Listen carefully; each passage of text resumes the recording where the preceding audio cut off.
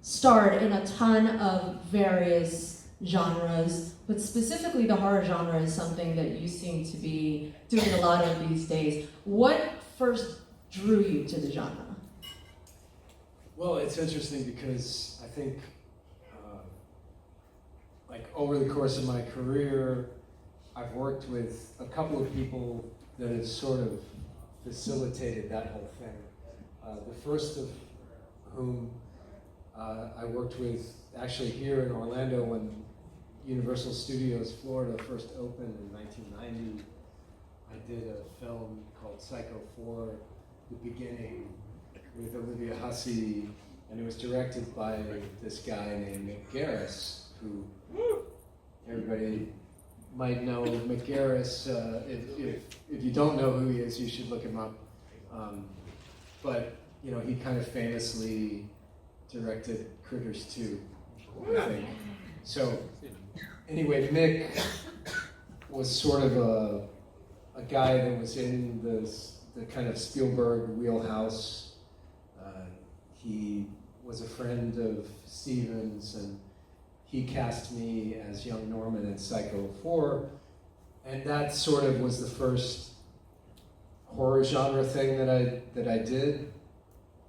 And of course, more recently and more kind of notably, I guess, I've been working with Mike Flanagan, who and so Mike cast me in Ouija, The Origin of Evil, which was a prequel to Ouija, the Blumhouse movie. And anyway, Mike, on that job, he was like, hey, I want to cast you in everything that I do. And I said, oh yeah, sure, here we go. I've heard that before. And then he kind of did for 7 years, which was surprising, but it's also kind of weird for me because, and don't hate me for saying this, but I'm not like the biggest horror fan, you know. It's not like I gravitate towards it or you know, even am very knowledgeable about it at all. I'm not really, but you know, just through consequence, I kind of know a lot of these people and I've worked with a lot of them.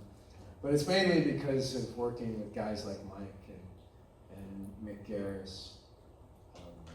Because as an actor, you know, you just kind of, you're looking at the story and you're looking at the character and you're saying, okay, well, I can go X, Y, and Z with this character. Or maybe just X, or maybe just X, Y, or maybe just Z.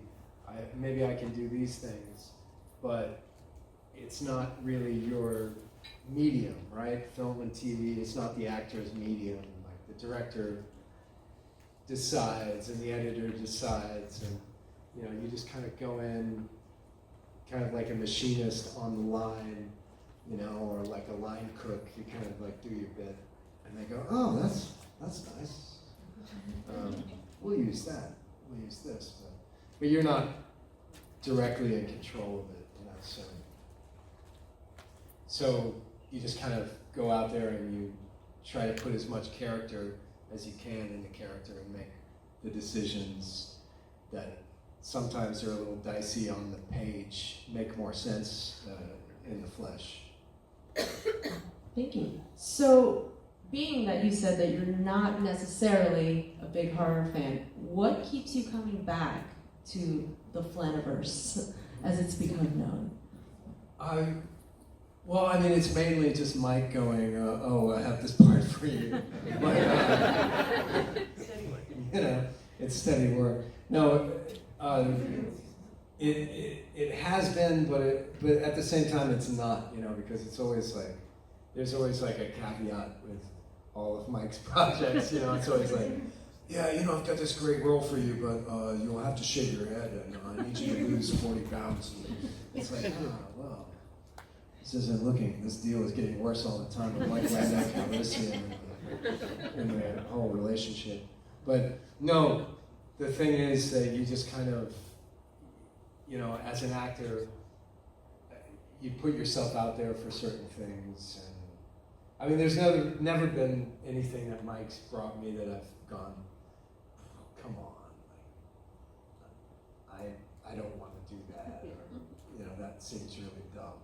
Yeah. Like, it's always pretty clever, and, you know, and he gives me a little wiggle room in there, like in Fall of the House of Usher.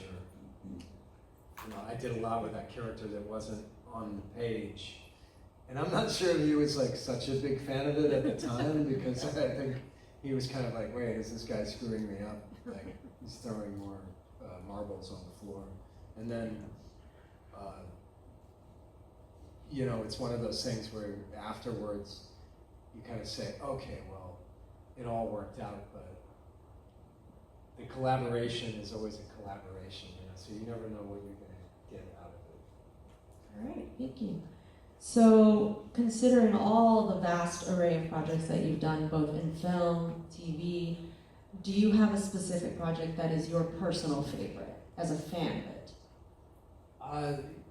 Well, I have things that I've been a part of that, like Haunting of Hill House is one of my favorites, because as a fan, like as an actor, it wasn't that exciting to work on because I didn't really have that much to do. I was just kind of running out of the house for 3 episodes. You know, I was like, I gotta get out.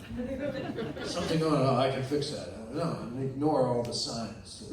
That logical people would look at it and go, maybe we shouldn't buy this house. No, I'm all in. I don't care that the kids are killing cats and stuff. It's all right. You know, like, but I think that as a story, it's great, and it's great how it's a quote-unquote horror genre thing, but it's also like a really great family story, and it's a really cool, you know, kind of a sweet story in the end, really, when you look at it. So I guess you horror fans are just all a bunch of softies. No, but the thing is that as an audience member, that was one of the shows that we did that I could really get into. As an actor, I was into some of the other characters more because it was more fun for me. But you know, selfishness aside, I think that one is the best. I would tend to agree. Speaking of being a softie, I feel like a lot of us have a little bit of trauma from E.T. Yeah. I don't know about you guys, but I still sob multiple times. Talk about that and how that has kind of just stayed with you all these years and the effect. Well, I mean, you see how rare it is to have any kind of success, but to have a kind of a hit film or something, you know, it's an anomaly. And a film like E.T., it's taken on a new life over the years with a lot of people because, you know, it starts to become more than just a film. It's like, oh, my grandmother took me to this, and, you know, my grandfather told me he'd never been to the theater before, and, you know, it's all like all that kind of stuff, where people kind of, they have a connotation of the film that isn't part of the experience at all. It's like something that's very personal, and that's made the film very personal for a lot of people. And it's bizarre, it's unique, you know, because for me, like, in actuality, you know, that was like probably like 10 weeks of my life as a 10-year-old, you know, and like I remember it, but it's not like, you know, it wasn't like I was working with Michelangelo at the Sistine Chapel, you know, going, wow, it's gonna be around forever. It's like, the Pope has condoned this. You know, it isn't anything like that. It's more of it's kind of a thing that has been popularized by these very feelings, which make it even more important because it's a real testament to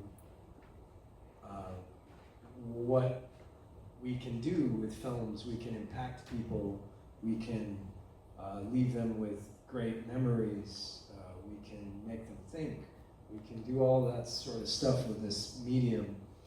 And so as an actor, I feel really glad that I have a performance that everybody liked, that they still remember, you know.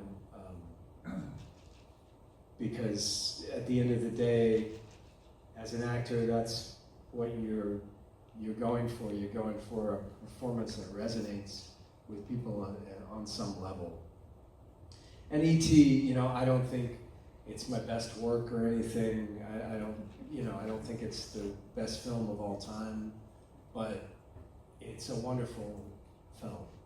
And it's a film that's pretty much lived on through audiences, you know. So for that fact alone, I think it's, you know, I can say it's the most successful endeavor I've ever been a part of. Just because it's remained in people's minds over the years, you know, and not solely through marketing by corporations. You know, it's a film that people have a connection to personally. Thank you. I actually, in preparation for this today, I went back and I watched it, and then I watched the commercial that you did a few years ago that also made me sob. It was a commercial for Xfinity. That's probably the closest we'll get to a sequel, correct? That's probably the closest we'll get to a sequel. And it's not, I don't think it's for lack of trying, like on the part of many different, you know, entities over the years. But it's Steven Spielberg's, you know, baby, and he is very protective of it, and you know, like the whole reason the Xfinity thing happened was because I think he was having dinner with some executive at Xfinity who just happened to suggest it at the right suggestible time, and, you know, and it worked out. But also we've lost Melissa Matheson, unfortunately, in the last few years. And she was such a big part of the heart of the story, and all the characters. You know, those were all invented by Melissa. So the idea of going back to that family and those characters and having somebody else write it just doesn't seem right. All right, pivoting a little bit. When you get a script, what is it about the script that makes you say, yes, I have to do this? A few things. Firstly, I look at the story and the premise, and I say, well, I ask myself a couple of questions, right? I say, have we seen this? And if so, how many times have we seen it? And have we seen it like this? Then I ask myself, what is the character? Who is this? Is this somebody that you can kind of make a turn to or show something that is interesting in any way? Or is there a conflict in this character that is going to speak to people, right? And usually based on those two things, I kind of decide if it's worth my time or not, you know? Because I think always if there's a good story, it doesn't really matter, like, because the story is gonna win. I think a lot of times they're making feet for children's shoes in Hollywood, you know? And what I mean by that is that they're trying to design a vessel that will take audiences to a place or something, but they're just looking at the destination and they're not looking at the journey. And they don't think that people want to invest their time in learning characters or knowing characters or things like this. And all of these kind of corporate insights kind of take away from everything that I try to do, right? And it's always been like that. Like, it's never, you always have some knucklehead from an office or something showing up going, well, I don't know, why is the character wearing gray? Like, well, I don't know. Like, is it necessary, or do you just want to be another cook in the kitchen? It's, and so, like, everybody has an opinion, and I think when you involve corporate stuff with artistry, there's a lot of headbutting, and some things get cut that shouldn't get cut, and some things get kind of changed and repackaged, and it's hard because as an artist you're there, as an actor you're there in service of the story, in service of the other artist, but you're also making a product that's going to be marketed, so it's not a perfect marriage. Yeah. Understood. So in your career, you have worked with so many notable and legendary actors, directors. Is there someone you have yet to work with that you're dying to work with? Well, there are a lot of people that I would have liked to have worked with that I'll never have a chance to work with now. But they're also, I get excited about new films and new directors, and other actors that you see that you haven't seen before, and like everybody else, I think it's exciting to discover someone or something, but I never really look at it like that, like, who am I going to work with next, or who do I want to work with in my career. I know a lot of actors, like, they have lists of directors and stuff. I have directors I like, but I also, I think it kind of ruins it for you, like, looking at the wizard behind the curtain sometimes, like, because, like, I used to, when I was a kid, I used to love Star Wars so much, and I wanted to be a part of a Star Wars thing. Like, that's why I wanted to get into being an actor. I was thinking, yeah, you can do that for a living. That sounds fun. I would want to be like this guy. And then when you go and you make a film, it's kind of like watching paint dry for the most part.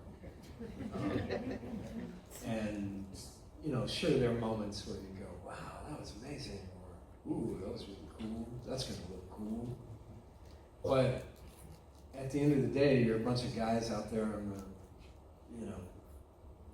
location, working for 12 or 13 hours and then going home and coming back and doing it again. It's like, you lose that mystery that you have as an audience, and that's the thing, ironically, the thing that I was chasing, like, as a kid when I wanted to get into films, is that mystery, right? It's the mystery of the story, it's the mystery of the adventure, and all of that. That's completely ruined when you work on a film. Like, I can't watch ET, nobody, I could never watch it. Why? Because I knew what was gonna happen. It was over for me before it started, right? So that's kind of the weird paradox of it, I guess, because it's the fantasy of it is the magic and the mystery, and you can only really experience that like from where you're sitting, because when you're sitting where I am, you see all the wires, and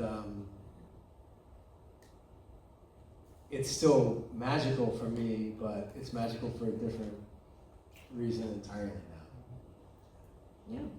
All right, I've got one more question for you, and then we're going to throw it to you guys. So if you have questions for Henry, start lining up at the microphone right there in the center. We're going to get a few questions in before we wrap up.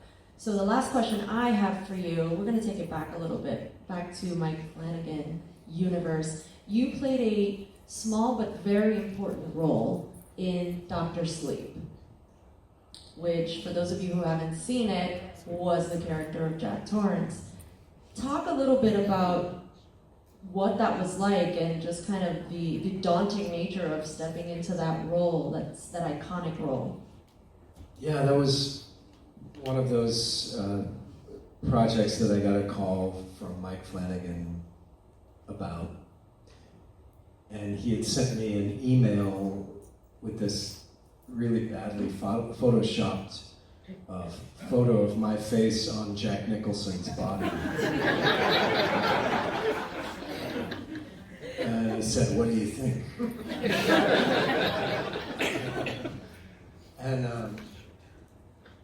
And I was laughing at the Photoshop thing because it was pretty bad. And I said, "Well, I don't know, Mike. Like, what do you need me to do?"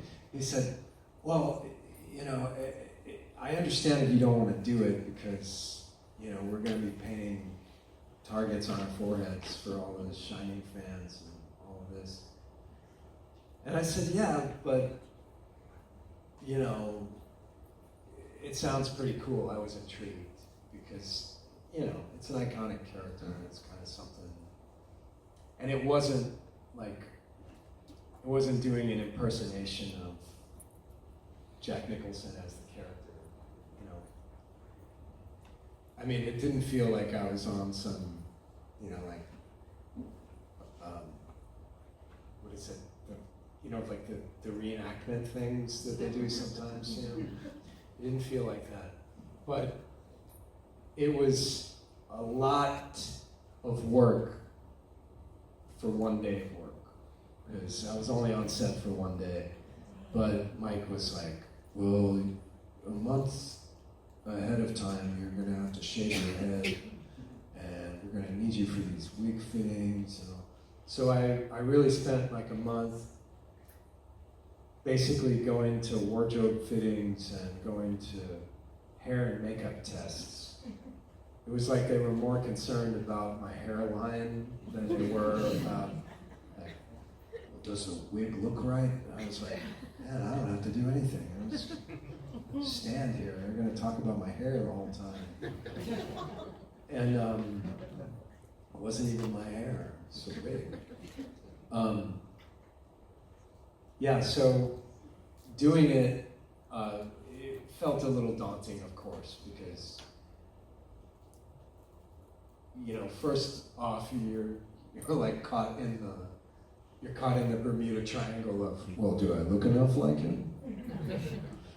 Which that alone can destroy you. And then you sit there and you go, oh well, wait a second, maybe I should do his voice. Maybe I should do and so you kind of go down the rabbit hole of that. Which is fine, because as an actor, like, you should be able, you should be ready to do all of that stuff and hope, really hope that the director pulls you back. And that ended up kind of being my strategy. I went and I was like,